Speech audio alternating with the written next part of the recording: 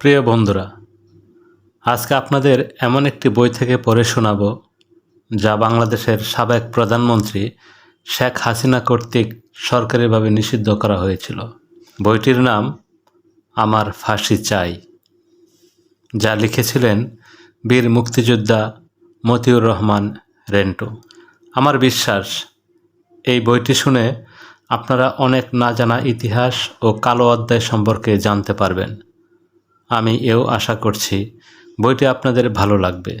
যদি ভালো লাগে তবে অবশ্যই আমার এই চ্যানেলটি সাবস্ক্রাইব করে বেল আইকন ক্লিক করে রাখবেন, যেন পরবর্তী পর্বগুলো শুনতে পারেন।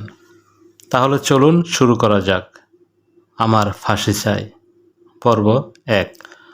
69-এর গণ আন্দোলন, 70-এর নির্বাচন, স্বাধীনতা ঘোষণা, মুক্তিযুদ্ধ, সিরাজ শিকদার হত্যা, একদলীয় শাসন, শেখ মুজিবুর রহমান হত্যা, খন্দকার মুশতাক রাষ্ট্রপতি, জেল হত্যা, 3রা নভেম্বর গণ অভ্যুত্থান, 7ই নভেম্বরের সিপাহী বিপ্লব, 1969 সাল।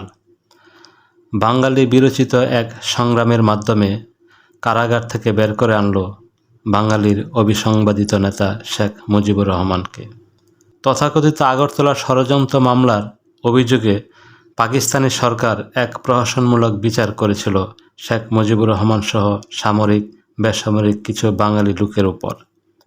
কিন্তু বাংলার মানুষ এই মামলা এবং বিচার গ্রহণ করেননি।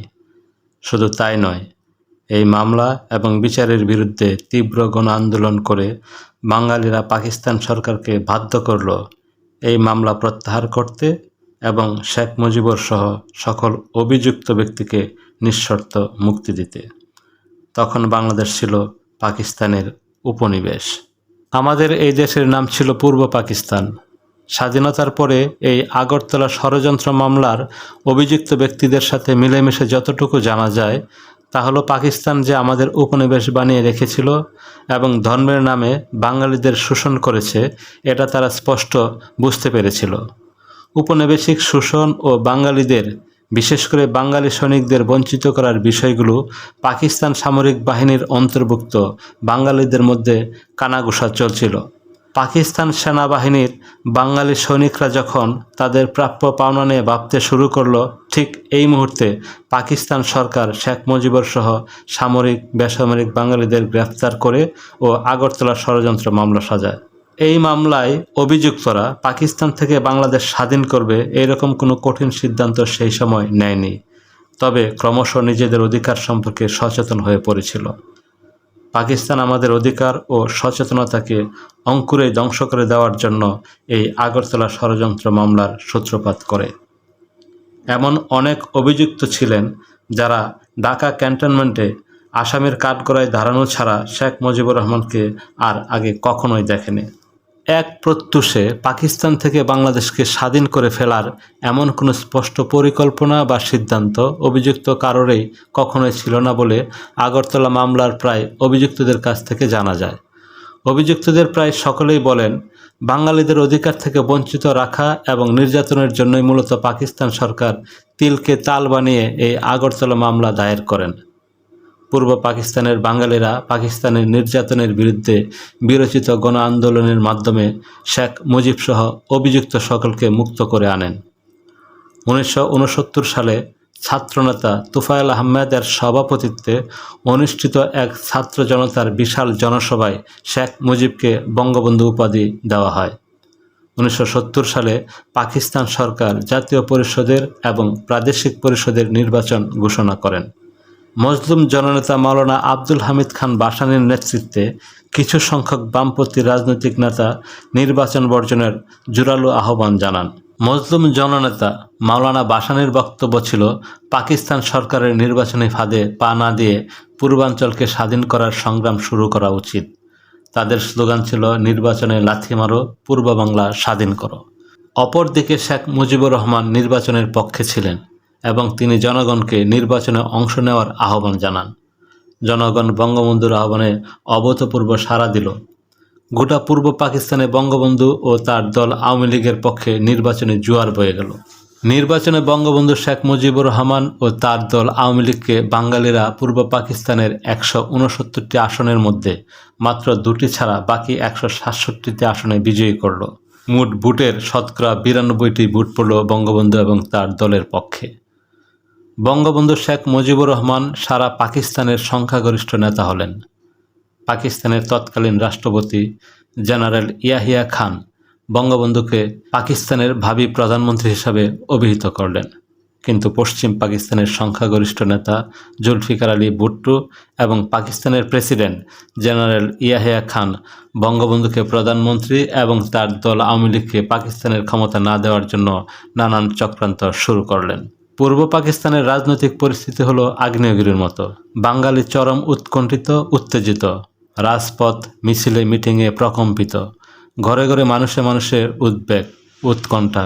সমগ্র বাঙালি কেবল তাকিয়ে আছে অবিসংবাদিত নেতা শেখ মুজিবুর রহমানের দিকে। তিনি যা বলছেন চোখের পলকে বাঙালিরা তাই করছে। যে কোনো কর্মসূচিতে শুধু শেখ মুজিবুরের ঘোষণা করতে যতটুকু দেরি, তিনি যে কোনো কর্মসূচি ঘোষণা দেওয়ার সঙ্গে সঙ্গে বিদ্যুৎ গতিতে বাঙালি তা বাস্তবায়ন করছে। উত্তাল জাতির মুখে শুধু একটাই স্লোগান গর্জন করে ফিরছে, বাংলাদেশ স্বাধীন করো, বাংলাদেশ স্বাধীন করো।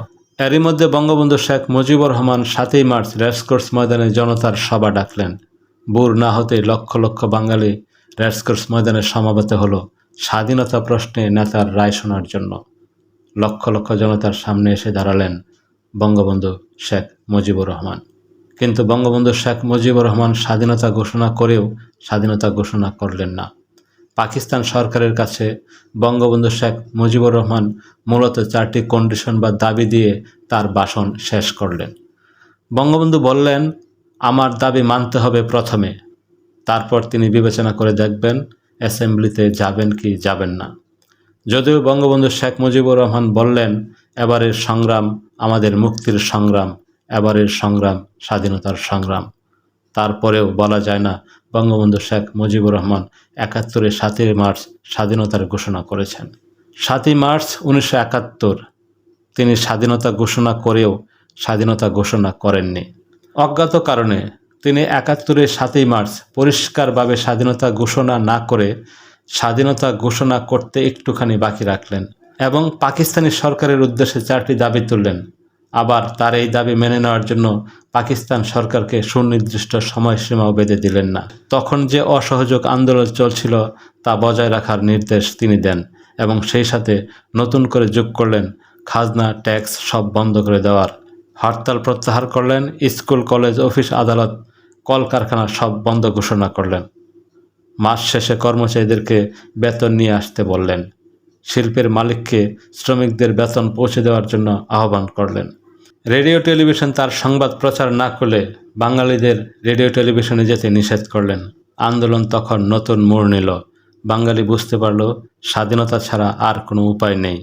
কিন্তু ঠিক কবে থেকে স্বাধীনতা যুদ্ধ বা মুক্তিযুদ্ধ শুরু হবে এবং কিভাবে হবে তা নিয়ে ছিল অস্পষ্টতা ও সংশয়।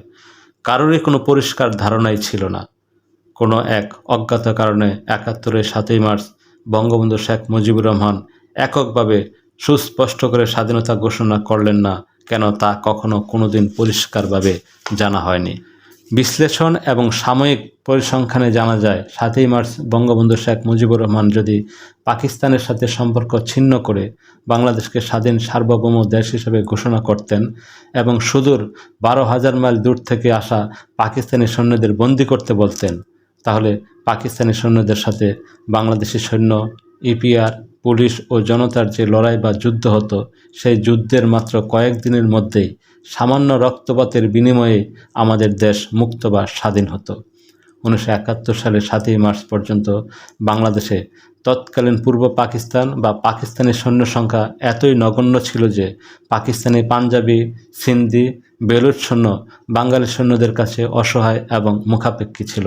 আবার এই পাকিস্তানি পাঞ্জাবি, সিন্ধি, বেলুচ সৈন্যদের অধিকাংশই ছিল অফিসার, যারা যুদ্ধ পরিচালনা করে কিন্তু সরাসরি যুদ্ধ করে না। এই নগণ্য সংখ্যক পাকিস্তানি সৈন্যকে ধরাশয়ী বা পরাস্ত করতে বাঙালি সৈন্য, ইপিআর, পুলিশ এবং 7 কোটি জনতার কোনো ক্রমেই 1 সপ্তাহের বেশি সময় লাগত না। কিন্তু অজ্ঞাত কারণে 7ই মার্চ বঙ্গবন্ধু শেখ মুজিবুর রহমান স্পষ্টভাবে স্বাধীনতা ঘোষণা না করার এবং অনির্দিষ্ট সময় নিয়ে পাকিস্তানের কাছে 4টি দাবি বা শর্ত দেওয়ার সুযোগে পাকিস্তান দিবারাত্রি তাদের সৈন্য এবং অস্ত্র বাংলাদেশে এনেছে। 1971 সালের 7ই মার্চ পর্যন্ত বাংলাদেশে যত পাকিস্তানি নন বেঙ্গলি সৈন্য ছিল, 7ই মার্চ শেখ মুজিবুর রহমানের ভাষণের পর পাকিস্তান বাংলাদেশে তার সৈন্য, অস্ত্র, গোলাবারুদ বহুগুণ বৃদ্ধি করে এবং পাকিস্তানি নন বেঙ্গলি সৈন্যের সংখ্যা যখন বাঙালি সৈন্য সংখ্যার চাইতে বহুগুণ বেশি হয়, কেবল তখনই পাকিস্তানিরা বাঙালিদের উপর আক্রমণ শুরু করে। প্রিয় বন্ধুরা, এই ছিল আমার প্রথম পর্ব। দ্বিতীয় পর্বে আরও বিশেষ কিছু গুরুত্বপূর্ণ কথা নিয়ে আপনাদের সামনে হাজির হব। সেই পর্যন্ত ভালো থাকেন, পাশে থাকেন। আল্লাহ হাফেজ।